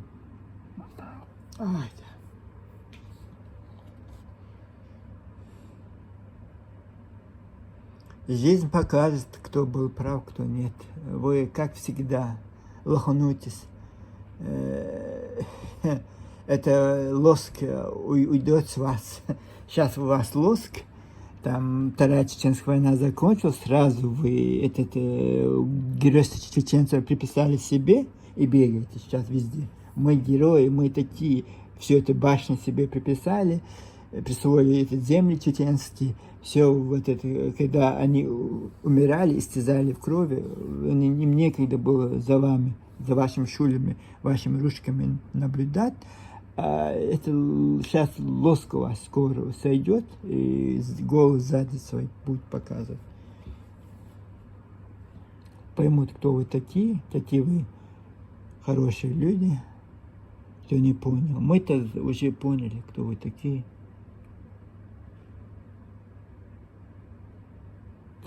Как это интересно. Вот так можно, оказывается. Притязание на пол Осетии, притязание на пол Чечни. Как это легко. Не через боев, не через войн. Просто так сказать, это наш ингуш там прошелся, от кровной мести сбежал какой-то поселок. Это основание, этот поселок приписать ингуша. Вот так у вас все. Как-то по-простому. Свободу просто так получили. Вот это Богатырев, вот это сделку сделали с Кремлем, отказаться от пригородного района. Они так и сказали вам. Не будет вам ингушского конфликта, если вы... Да, хорошо. А потом сразу же наметили свой глаз на Чечню. Вот, да, мы там жили, можем претендовать на это. Некоторые, даже ваши ингуши, братья, считают Грозным своим городом. Вот как далеко вы зашли в своей лжи. Как вы далеко зашли. Вот я, как футбольный комментатор, честно слово, вот так, можно вот, вы даже не представляете, как это легко, вот очень легко, вот сидеть, ролик смотреть ингушский, и я могу прокомментировать сразу же на горячем, что это, что тут не так, почему человек вот так говорит, почему вот так придумывает, почему нагло лжет, разве это к лицу мужчина, вот лгать, вот я не пойму вот этих людей, эти пустышки, они оказываются, пустышки, пустое, вот обвертка, она пустота внутри. Вот такой человек, они все, очень много, тысячами они. И какой этот фонд для республики? Они пропавшие люди. Что они есть, что они нету. Это пропавшие, они пользы для Ингушетии никакой, они производят. И вот эти люди, вот я ингуш, и вот остальные ингуши, видите, какой-то, у них есть какой-то вот этот фитиш, мы братство, у нас единственный народ, который, как вам сказать, единственный народ, который очень такой вот компактный. И вот они вот ни одного ингуша обиду, ни проститутку, ни наркомана, ни алкоголика, ни казнокрада, никого. Только наши не трогают. Сами мы не будем критиковать. Да. А все остальное, да. открыли свои рты, Осетия, сейчас прикрыли. Когда век технологий не было, вот это, своих этих газетенках печатать статьи про этих осетин, которые все крадут у них. Когда сейчас начался век технологий, просто сиди, можешь в Ютубе, везде, в социальных сетях что-то говорить, высказывать. Наоборот, стал 1000 раз легче. Молчат, никаких претензий ни к русским, которые отдали это пригород, или отдали, или согласились на это, ни к осетинам. Вот чеченцам, да. Вот будем чеченцы днем и ночью. Днем и ночью. Их обсуждать, их осуждать, им приклеивать эти ярлыки. Так же нельзя. Так разве может? Но ничего. Я всегда, везде в своих роликах говорю, мне очень радует одна вещь. Если они были бы серьезными, действительно были бы мужественными, героическими людьми, и если они действительно вот так считают, это было сложно противостоять. Это же трусы. Это же при первом выстреле в Грозном. Там прожили всю свою жизнь, это их не родина. Убежали все в Назрань, там, потом оттуда перекинулись в Европу. И при первом выстреле ушли. Вместо того, чтобы защищать рядом, стать рядом с чеченцем, защищать эту родину свою, где они родились, они их след простил. А потом, как-то показывают фотографии мальчиков, которые ингуши, а вы говорите, чеченцы, что ингуши не воевали, вот это ингушские, а вам не стыдно 14-летнего ребенка показывать, фото его показывать, что он ингуш, по фамилии какой-то такой, вот он малыш, это кто знает, малыш, вот он был ингушем, а не малыш, как был, у чеченцев был подросток 15 лет, и у ингушей был один подросток, который все их знают. И вот вам не стыдно вот это ребенка фотографию показать, что мы ингуши воевали за свободу чеченцев? Да? И потом еще кого-то там, фамилии там, вот это, как будто бы это ингуши пришли, защищали. Или там вот это, мы пролили, кровь пролилась не в Чечне, оказывается. Пролилась в Ингушетии эта кровь. Да, это вот так я очень, все у вас вот так, все легко, все. Сел, посочинил и это рассказал. Так тоже не бывает. Так тоже это ложь всегда можно легко. Знаете, человек гуще постоянно, он всегда спотыкается на своем лжи. Ему можно спокойно вам доказать, показать. Ваше геройство, знаете, я не слышал про ваше геройство. Вы извините меня, дорогие мои, не слышал. Почему я должен придумывать, чего нет? Я не слышал ваше геройство. Ни по учебникам, ни по истории, ни по этим репортажам. Не было этого геройства. Да, были жители Чечни, это вы не забывайте, 92-й год. Ваша республика Ингушетия тогда не существовала. Это были жители бывшей Чечни Ингушской ССР. Вот они выходили на эти трассы, они выходили на эти улицы, потому что они ментально были чеченцами. Вот они защищали честь свою, чеченскую и свою. Потому что вот эти были истинные люди.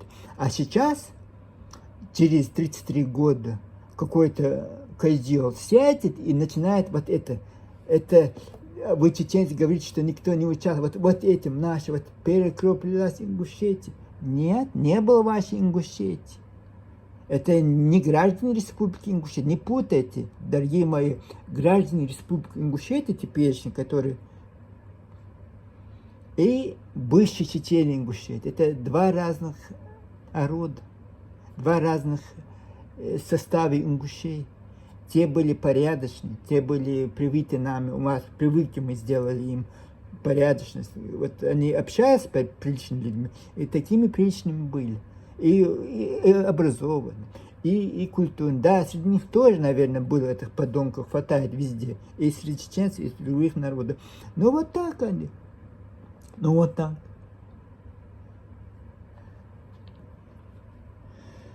Ой, то есть результат я-то знаю. Никогда, мне кажется, мы не будем брать ни по роде, ни по матери. Это деревня чеченцев вам не переплюнут. Деревня чеченцев вот не нужно. Зачем? Кому завидовать? Я вот не пойму. Как девушки, какие-то бабы азарные завидуют и чему же? Зачем? Может, действительно своим чем-то занять? Может, свой...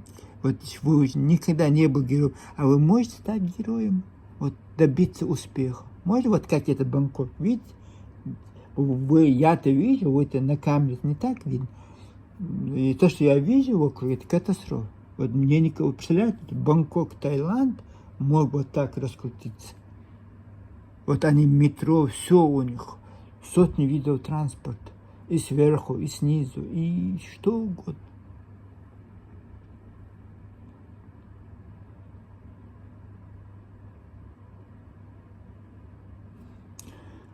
Вот сейчас мы приходим, я не могу нормально даже говорить, они отключают, мне приходят вот эти сообщения, все эти вот эти провокаторы стараются захламить мой эфир. Но ничего, прорвались. Мы не падаем, да я просто это даже, просто обида взяла меня, потому что просто за живое она взяла меня. Не просто так вот. Если бы был равнодушным человеком, мне бы пофиг, послал бы на 3 буквы известно, и все, гудба. А я же хочу достучаться до приличных людей. И я что-то не видел. Ни один человек, ингуш, вот я, ингуш, твой брат, вот, да, ты очень резко говоришь, пожалуйста, вот я один, ты говоришь, нет ни одного приличного ингуша, вот я один приличный, я вот это осуждаю, я вот это не принимаю, вот эти люди и, пожалуйста, до этого ты говорил так, вот после этого говори по-другому. Я что? Мне это доставляет удовольствие? Я что, это от радости делаю? Вот это я не пойму вас, дорогие мои. Потому что у меня осталось очень мало времени, дорогие. Вот я хочу Бангкок. Последний мой, вот почему очень много видео уходит, потому что я уже буду снимать, я перестану снимать, потому что очень тяжело мне. Потом сейчас, знаете, голодный, сижу на небоскребе, на весь город смотрю, и вот расскажу про хороших этих ингушей. Это мне надо? Лучше я вместо того, чтобы прогуляться, вместо того, чтобы, не знаю, насладиться чем-то, вот я сижу и про вас рассказываю.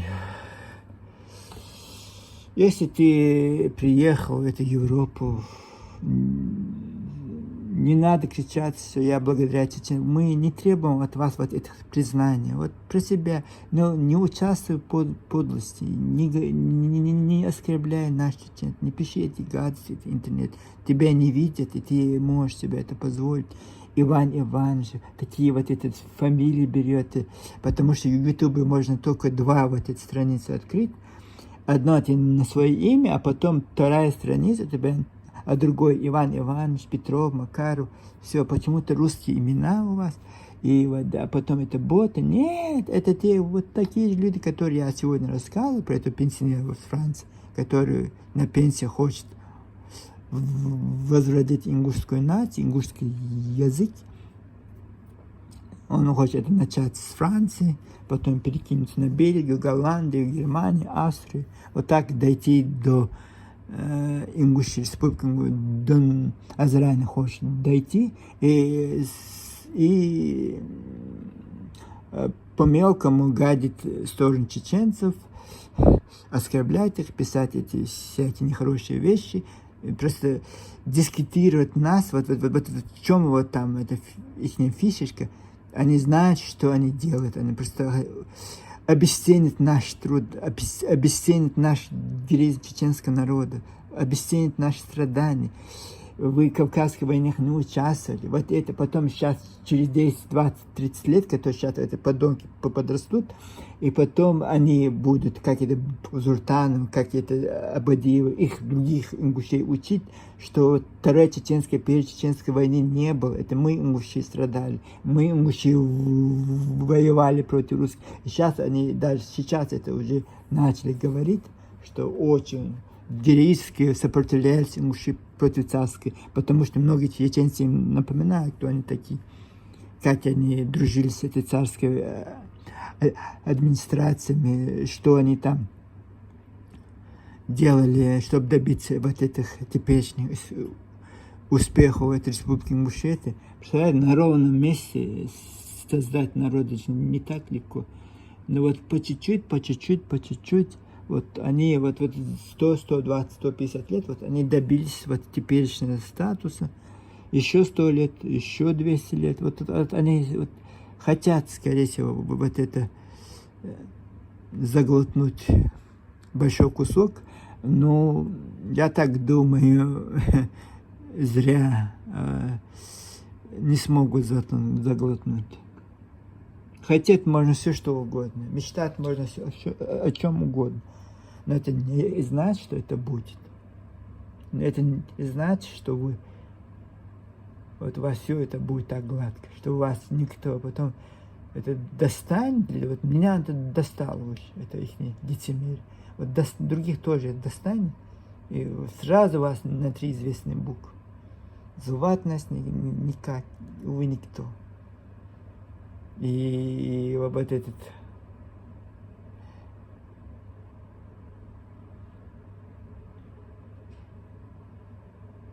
надеюсь, я уже хочу с вами попроститься, уже долго вещаю. Немножко подустал, и воды не помешало бы выпить, и в какой-то ресторан пойти, сесть, немножко погулять по Бангкоку. Солнце, благо, оно всегда присутствует в этом городе. Вот это небоскреб строит, странно не строить его. Вчера было 9 бетономешалок, а сегодня 1, 2, 3, 4, 5 кранов. Вот что-то непонятно, они странно строят. Вот это здание Шанел, реклама Шанел. Бриллиант Шанел. Сколько они стоят? 100 тысяч, 200 тысяч долларов. Мне бы хотелось бы узнать. Это здание Сиам Патуман, вот этот район, вот этот Патуман. И вот этот, я вам рассказывал, что Бангкок подряд на 50 больших районов, и не знаю, там несколько сот маленьких районов. Вот и маленький район, вот это Сиам. Вот Сиам — это маленький район. А вот сам район — это Патуман. Там вот этот район, вот этот, как этот, Лумпини район, разные районы. И вот так. А вот это то, что вы видите, Сиам, район Сиам. Ну, такое сегодняшнее обсуждение. Я так думаю, просто надо забыть про них, оставить их, наконец-то, избавиться от них, чтобы меня оставили в покое, заблокировать всех вот этих провокаторов, все эти сайты, и спокойно себе жить. С ума можно сойти от вас, дорогие товарищи, братья. У нас и другие заботы, кроме вас. Осущные. Это вы 24 часа пройду у вас ни одна бомба на вас на здание не упала. У вас все щик-пики. Это у нас чеченцы большие проблемы. Мы пострадавшая сторона. Мы с нуля поднялись. У вас все было. Вы прихватили и чеченское, и свою. И воспользуйтесь двумя этими чеченскими войнами, чтобы обогатить себя. Ваши сказки, вот рассказывайте другим. Нам не надо рассказывать. Мы это уже все. Мы знаем все. Нам живые свидетели этих событий еще живы. Они вам много интересного расскажут. Если хотите эти сказки. Ваши сказки, ваши басни нам не нужны. И ваши лживые утверждения тоже ни к чему. Это они к маслату. Вы хотите провокации, вы хотите снова, чтобы Чечня содрогалась от боя, от крови, и вы, как шакали, предскачете и снова начнете там мутить свои грязные дела. А сейчас это не так легко. Это сейчас век информационных технологий, конечно, вы тоже этими обучены. Не так легко будет. Каждый ваш шаг мы будем знать. Каждое ваше намерение, каждая ваша цель. Уже она понятна. Уже мы видим, к какому руслу вы идете. Чего вы хотите, к чему вы стремитесь. Вы хотите все по-легкому. Присвоить просто себе. Присвоить себе. Своим ингушам. А потом это все в чеченское присвоить и сказать, это ингушское. Зачем вам трудиться? Зачем вам работать? Зачем веками все это отзывать, если можно наготове прийти и сказать, это наш.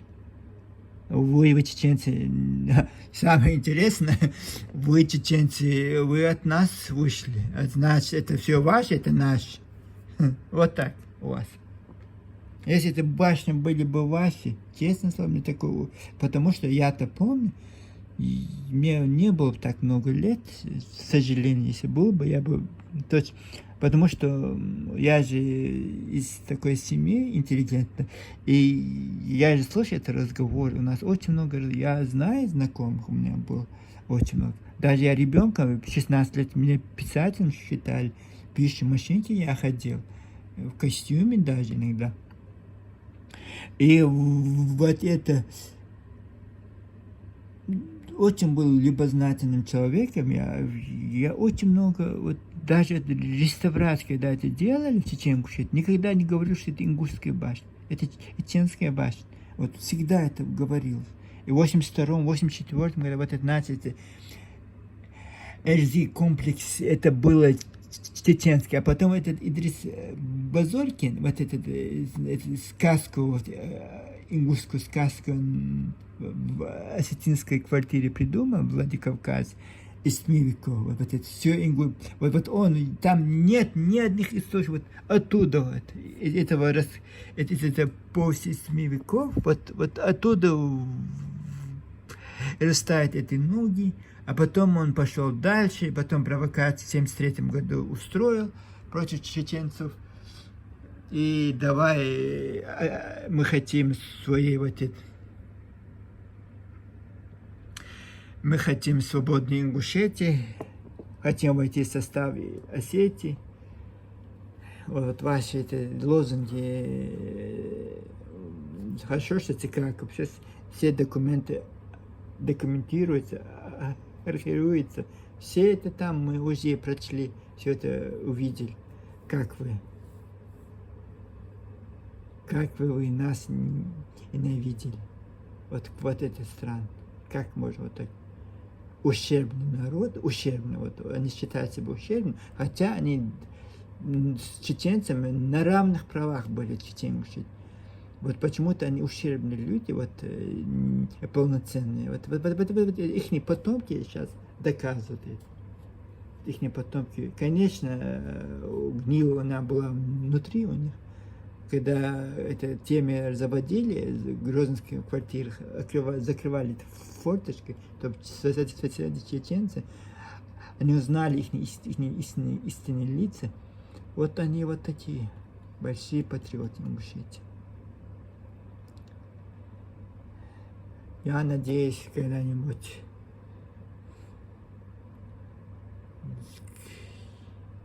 книги выйдут, скорее всего, книги выйдут. Это не может вот так продолжаться. Молодежь, будущее на молодежь, вот они все это раскроют, все это, вот это.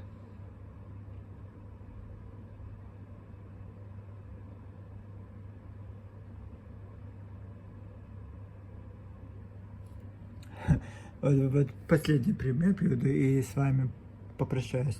Короче, сколько не говорили в социальных сетях про чеченцев, гадости, вот это. Телевидение Ингушетии молчит. Молчит ни одно слово. Проживает 20-30% населения Ингушетии, это чеченцы, коренные чеченцы. Там еще они несколько тэпов приписали себе, их еще больше может быть. Даже будет 50% населения Ингушетии, это может быть чеченцы, потому что они приписывали все вот это. И по телевидению этой Ингушетии ни одного передачи про этих чеченцев, вот это, про русских, про 3 азербайджанцев, про 2 туркменов. Все рассказывают про этих гастарбайтеров. Все про это, как Казан, репортажи про Казан, что угодно. Рядом с Чечня ни одно слово про них, чеченцев. Ни одно слово про чеченцев, про их забот. Вот это. И вот самое главное, сколько провокаций против чеченцев, и нет опровержений. И вдруг в интернете появилось вот это, что Ингушетия рушит осетинские христианские могилы. Вся эта пресса взорвалась, ФСБ, все опровержения, нет, мы не трогали осетинские кладбища, они для нас святые, мы никогда таких подлых мыслей не имели, мы это, мы то. Телевидение Ингушетии опровержение, что это мы не трогали осетинских могил. Как вам это кажется? Про чеченцев, когда они хаят, никаких опровержений. Вот сказать, что чеченцы это как кочевники. Ни одного опровержения ингушского телевидения. Один ролик про осетин, все, мир перевернулся, это Ингушетия. Мир перевернулся. Нет, это не так, это репортаж, это каких-то осетин пригнали, это кладбище. И там, смотрите, там наши кладбища, тут внутри кладбища заборы, плева, там, не знаю, где-то во время депортации эти осетины жили. И могилы их не осталось. Почему-то вот введено, весь это введено, жили дагестанцы. Вот их могил у нас нет. Почему-то не огороженные. Нет, только чеченские и русские. Вот да, введено всегда были русские войска, введено есть русское кладбище. Всегда оно было, потому что и царское время, и сейчас русское кладбище там присутствует, отдельное оно присутствует, но вот нет Дагестана, хотя 13 лет, это точно так же, как и осетины, жили с нами дагестанцы. Вот их кладбищ у нас нет. Вот это странно. Почему они это, как мемориал, как это, нечисто. Как они быстро опровержение сделали? Нет, это не так, это провокатор. А то, что чеченцы, не чеченцы, это нормально. Мы будем молчать, будем делать вид, что ничего не понимаем. Это нам не касается. Чеченцы живут за 3-9 земель. Они даже не наши братья, мы к ним никакого отношения не имеем. Это второстепенный, это некачественный народ, который от нас вышел. Язык тоже, это ингушский матерной язык, профессор вот так выдумывает, а чеченский диалект. Да, хорошо. Вот такое у вас все. Нечистое, грязное. Даже ваши грязные белье не хочется рассказывать другим народам, какие вы подлые, какие вы низкие, какие вы никчемные люди. Просто должно быть презрение. Неважно, это не об национальности, это не об культуре, не об идентичности, это о подлости людей. Вот не должно быть никакого толерантности этим никчемным. Вот я так думаю. Не надо тотализировать. Если вы молчите, дорогие товарищи, ингуши и чеченцам, это касается ингушам, касается и осетинам, и всем. Если вы промолчите, этот человек потом еще придумает, потом еще придумает. Вот сидят, сайты создали, вот вся деятельность у них во благо Ингушетии, вот это интернет. Скорее всего, это интернет, это связи для них придуманы. Мне кажется, это почему-то для них это придумано, потому что они очень быстро это все осилили. Другие умирали за эту свободу, а они сидели попкорном возле телека.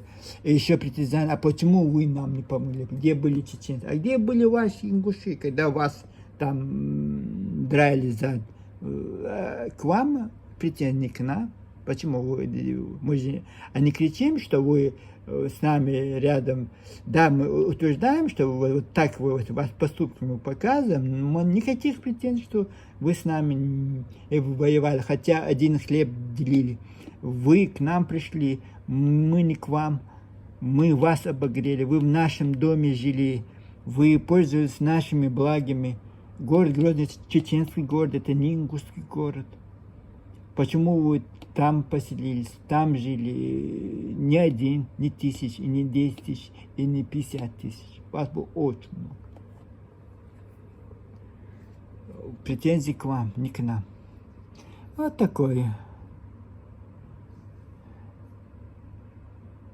Великое благо быть порядочным человеком. Как это сложно. Я готов терять эти деньги. Вот сколько мне лет, никогда я не опускаюсь. Никогда вот стандарт свой не буду менять. Честь, достоинство для меня это святое. Я не променяю ни на что другое. Это как это понять?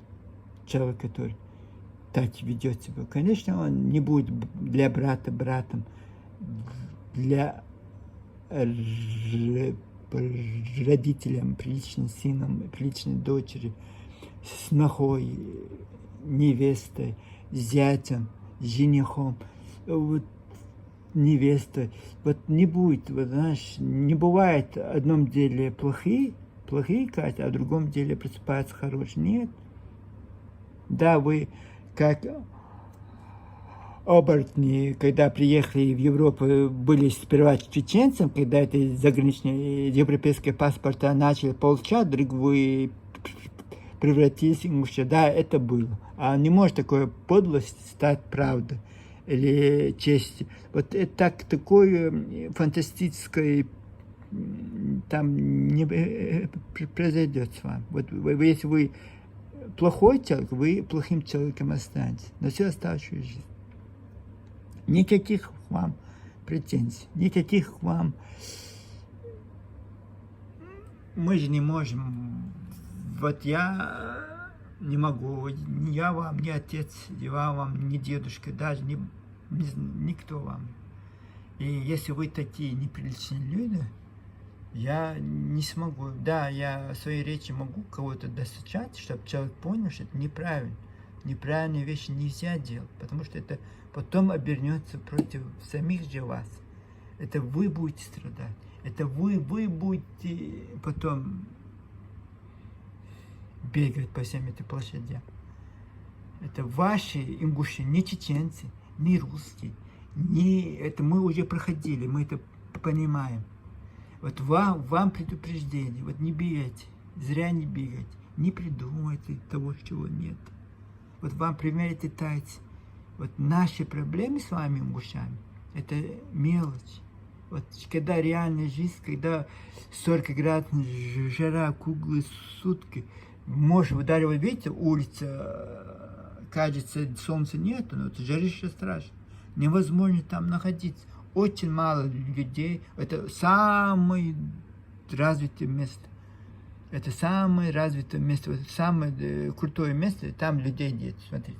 Нет, потому что жара на улице. Жарище страшно.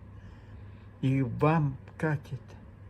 У нас это не проблема. Это внутренняя взаимосвязаны. Это очень простые вещи, которые можно просто так сесть и нормально поговорить. Потому что если у вас были бы эти приличные старики, вот они маслаат сделали. Но нет, не хотите.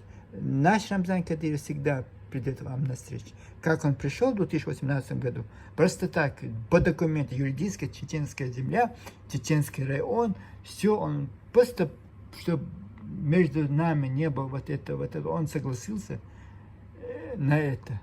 Он же сделал вам встречный шаг, а вам это показалось слабостью. И вы решили пойти дальше. Ачха Мартан, Бамут, даже уже дошли до Грозного уже партизан. А и Тумкали, Шалинский, все ваши, все ингуши, везде, где это башни, это, там башни, это наши ингушские башни, это строили ингуши. Да? Какой детский сад. Этот тайский, лакорный, это просто в стороне нервно дышат на вас. Какие вы сказочники, какие вы можете сказки сочинять. Так что флаг вам в руки, флаг вам в руки. Я знаю, какой у вас, конечно, результат будет, поэтому не так сильно переживать. Да, обидно, да, жалко потраченные годы, но у вас не будет. Никогда ложь не станет правдой, лицемерие, честь. Вам флаг в руки. Вот посмотрим. У вас же нет этого дышка, у вас же нет этого мужества, у вас же нет этого стержня, как у чеченцев. Вы это никогда, вот геройством не отличаются. И сейчас вы строчите эти строки, пишите эти фальшивые книжечки. И вот весь героизм там у вас, вот великий народ. Я удивляюсь вам. Любой чинок, который был, носил кофе, Чечен-Ингушетии, где-то в Грозном, нет, он был заместителем каким-то министра, вот это, то, ой, все випи у вас, все випи. Сколько это ингушей я узнал, которые я вообще не подозревал. Представляете, нас, чеченцев, сколько, и сколько он среди нас, таких достойных людей. Наше телевидение, наверное, днем и ночью должно снимать это. Вот у вас выискиваете вот такие странные передачи у вас, ингуши, выискиваете, когда нечего искать, вот то же самое, что я. Я не писатель, я официально же должен издавать книжки, я их, не издаю. И по логике вещей я никто. Представьте себе, я пришел бы сейчас в чеченское телевидение снимать про меня ролик, что в Европе, Западной Европе, там живет чеченец, известный человек, его фамилия, да, я известный. Моя фамилия в битве Гугла 1 100 000 выходит по поисковку. Я же известный человек, да, известный. Вот можно что угодно про меня рассказать, что я сын, внук депутата Верховного Совета, известной женщины Чечен-Ингушетии. Можно посочинять про меня, но чеченское телевидение про меня не пишет. Про таких, как я, сотни достойных людей не пишут. И есть еще достойные люди, которые историки, и литераторы, поэты, поэтессы, даже про них очень редко выходит. А у вас каждый клерк в конторе, там дворники, все у вас, это учитель Исаака Дзоя, великий народный писатель ингушет. Вот у вас вот так все. Потому что у вас, вы перебираете их, нет некого у вас. И там вы придумываете, вот точно так же все это придумываете сейчас. Вот из ничего вы делаете сказки. Врете, и вот это вам кажется правда. Действительно, искренне некоторые, наверное, думают, что это правда. Поэтому вы так и нагло врете, так неистово, не по-человечески вот усилия предлагаете. Вот я вот, во благо лжи, вот это. Не во благо человечества, не во благо взаимоотношений, там, не знаю, хорошего, плохое. Вот. Плохое. Но он есть, видите, небо. Вот он там сидит и за вами, подлыми людьми, наблюдает. Вот он накажет вас, как вам нужно. Пока-пока. С вами был Одинокий Джейсон. Очень долгим репортажем. Хорошо, что я несколько частей снял до этого. Иначе получилось бы 5 часов с вами говорю. Давайте пока-пока. До следующего раза.